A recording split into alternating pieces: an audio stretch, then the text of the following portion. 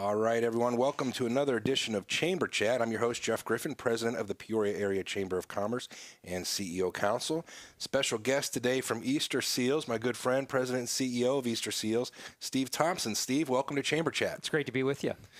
So I just ran in the door because, Steve, tis the season to have sick children at home, and my wife and I are playing tag on Camilla getting her to the doctor, but I'm well, so don't worry about that. Good. I was going to ask you how you were. We've got a healthy environment. And Steve, you were just telling me before we went on air, big announcement Easterseals has coming up. So tell us what that is. We're very excited. After nearly 100 years, Easterseals is launching a fresh new brand. We unveiled it for the first time publicly Friday night at the Easterseals Tribute Dinner, and we are excited to share this new and revitalized brand with the community. And is it a new logo, is there still a secret here? I mean, it is. It's a new logo, and you know, Jeff, as you think about our logo, it's the lily and the two words Easter and seals.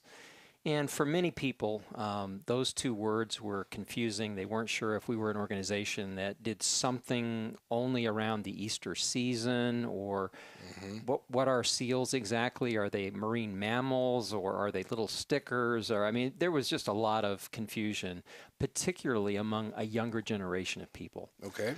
So we've taken those two words, Easter and seals, and we've combined them into one word, Easterseals, all lowercase.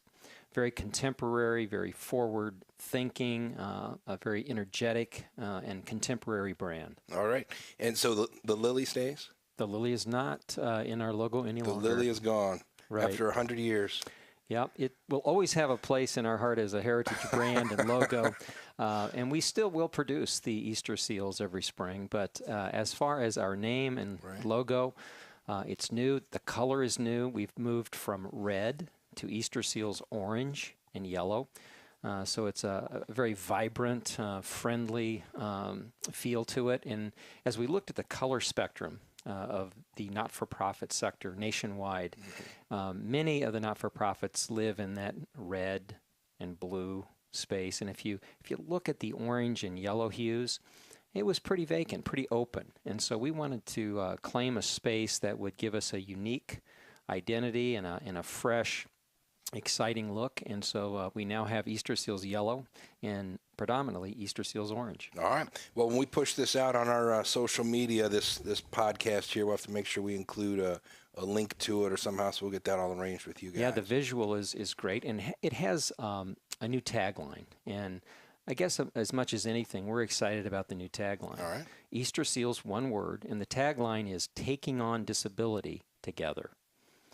And I think it's reflective of our commitment to collaboration. It's very action-oriented. We're taking on disability. We're doing it together. We're doing it with other healthcare providers. We're doing it with our donors and our volunteers. And we're coming alongside the very families that we are called to serve, taking on disability together. Fantastic.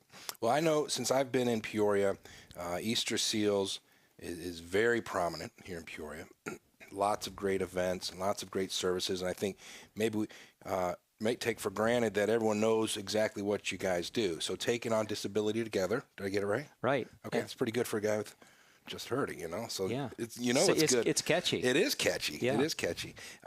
So tell us the scope of the services at Easterseals, the disabilities that we're taking on together through Easterseals here in Peoria. And Jeff, that is a great question, because in the 21st century today, disability is more complex than ever. And if you think about Easterseals over the past 100 years, there's a tendency, I think, to think of Easterseals and to think of disability as a visible physical disability. But today it's much more complex. It's the invisible, it's the emotional, social, intellectual, behavioral challenges that people have. And so Easterseals is serving children and their families across a very broad spectrum of disability, not focused on simply the physical and visible aspects of disability, but we're literally changing the face of disability. All right. And examples of the diagnoses that children or families can be dealing with to get to take advantage of your services. Sure. For years, really since its inception, and I think going forward this will never change, we will serve children with a broad array of disabilities, and we are a direct service provider.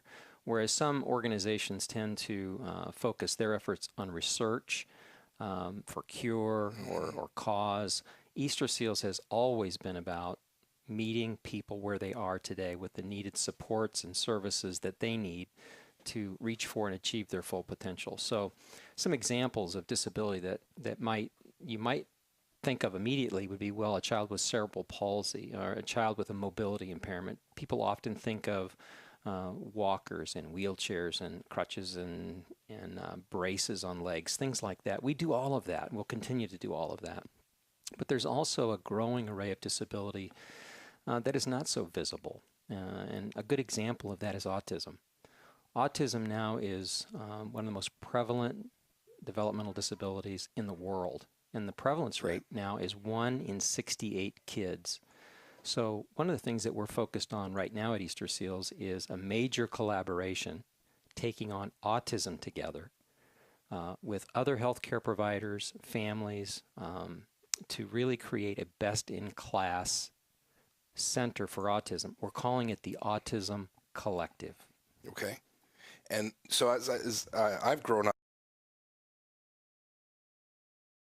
autism. He's on the autism spectrum, and he's 14 now. He's doing very, very well. And he's like, when I was growing up, Alex would be known as quirky, and he is. He's a fun little kid, freshman, and his stuff is more age. He struggles with age appropriateness stuff, but he's not Sure. severe. He's not a severe behavior. So what we found when we were getting services early on, when he was a baby, when we were figuring this whole thing out, there was such a wide array of services, of things we didn't need and some things we did need. Sure. So now Easterseals, and it's very confusing as a parent of an autistic child, because you go to this meeting and all of a sudden there's a bunch of families there that have unfortunately a more severely autistic child, and you're like, geez, we don't really belong here. Right. So you guys are addressing that whole spectrum. We are, and it's a great point. As you know, autism is a spectrum disorder. Right. So we have very high functioning autism and very low functioning autism. So what's critically important is early diagnosis and early intervention, as you well know. So what we want to do is make a step change in the access of these services, so quicker, easier access to diagnosis and treatment, and also care coordination. Imagine, Jeff, in those early days, if you simply had one person who took you by the hand and said, we're going to help you navigate this entire journey, this entire sometimes complex system, and ensure that your son gets everything that he needs, not more than he needs, but certainly not less, in a timely and efficient and effective manner. And that's our vision for the Autism Collective, that the 6,000 plus kids in Central Illinois with autism are getting the services they need to achieve their full potential. Right. So then Easterseals, you link the families with the providers, or you guys house the providers, or a combination of both? It's really a combination of both. For about 10 years now, we've been developing a portfolio of services specific to autism. It began with an early diagnostic clinic. We now offer applied behavioral analysis and sensory integration therapy and all of the proven practices that come around autism that we know are effective treatments. But we don't want to go it alone. We want to engage physicians, more therapists, more clinicians, researchers, innovators. We want to, in the next 5 years, be nationally known as a place for comprehensive autism care. And so our fresh new brand really is designed to energize the community and our stakeholders around this vision, taking on disability together. Gotcha. So Easterseals National Headquarters is where? In Chicago. In Chicago. Well, that makes it convenient for us, right? Yes, yes. And Easterseals in each community, because where I moved from, Easterseals, they were active, but not like it is here. And maybe that's our proximity to Chicago, I don't know. But does each community take on its own personality of what their laser focus is? Yes. The strength, I think, of Easterseals is that in whatever community they reside, they reflect the needs of that community. So for us here in Peoria, we trace our roots way back to 1919, and we've been laser focused for nearly 100 years on young children with disabilities. Actually, it started as a crippled children's clinic right here in downtown Peoria, and evolved over the years into what is now Easterseals. In some communities, there's more of a focus on adult services, perhaps vocational services, veteran services, adult day services. But for us here in Central Illinois, we have been, and I believe we will continue to be focused on young children, that birth to 3, birth to 5, school-age children. We know the earlier we can intervene in the life of a child, the further they're going to go. Right. So that seems to be where the momentum is for sure. And I mentioned earlier in the show the number of events and the great events you guys have. I've enjoyed going to some of those, everything from shooting clay targets to enjoying a fantastic Indian meal and everything in between. Right. So it's good to see that that momentum is going to be growing, and the new branding will remain focused on that. Yeah, I think it's already through social media and our own website. Again, we just unveiled on Friday, but already we've switched over building signage, letterhead, business cards, social media, websites. You're going to be hearing more about it on television, on radio, billboards, in our newsletters, annual reports. I think it's a really exciting time for Easterseals, and really a wonderful opportunity to make that tagline, taking on disability together, come alive. Right. No, I think that's very, very important.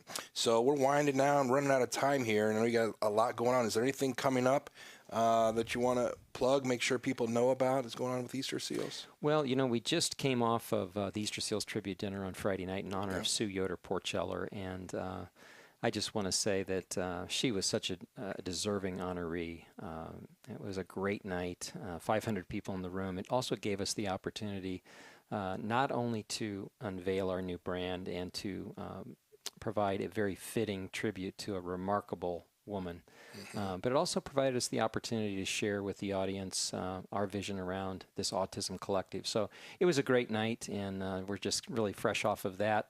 And now we're already looking to the new year and to our annual campaign and our annual telethon, which will kick off and air on the first Saturday in March. Okay. And do you need volunteers for that in anticipation of it? We would take all kinds of volunteers for that. And, of course, we have the Black and Blue Ball, which comes just before the telethon, which is another major event of ours. And lots of great things on the calendar for 2017. So just give us a call at 686-1177 or go to our website, CI, Central Illinois, .easterseals.com. ci.easterseals.com. You've got it. All right.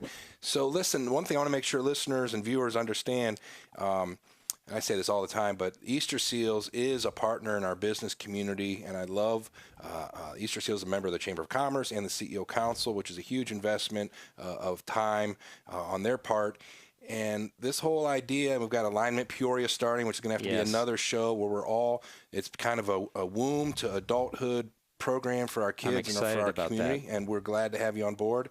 And, you have your nonprofits, your education, your government, and your business, all people rowing in the same direction. We may speak different languages at sometimes, but that isn't disagreement. That's just the worlds in which we work. And it's so encouraging to see the non-for-profits and every child and every family in the community is part of our community, and we need to address their quality of life and their ability to earn a living in our community. Couldn't agree more. I think that alignment is exactly what we need. The human service sector is a big driver of the economic growth of the community and an integral player, and we're proud to be part of it. You got it. Steve, thanks for being our guest on Chamber Chat. Thanks for having me. Thanks for all Easterseals does for our community.